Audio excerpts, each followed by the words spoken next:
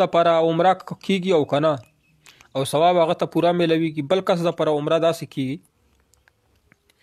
چې ځان له به عمره وکړي، لکه بل لپاره چې نفل کوي نو اول به نفل ځان له وکړي، نو الله پاک ته ووایي چې یا الله کم ثواب دی هغه ثواب فلنکي له ورسوي.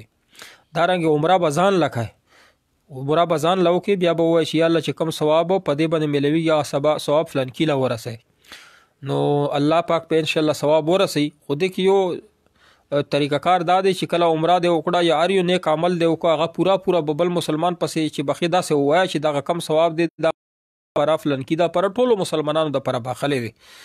نو د احنافو مسلک دا دی چې دا تجزي کیږي نه، یعنی دا بیا لږ نه رسي ثواب بلکې پوره هر یو مسلمان ته رسي. نو سخاوت دا دی چې کله د عمره وکړه ځان دپاره فلنکي دپاره ټولو مسلمانانو دپاره د ثواب نیت وکړه.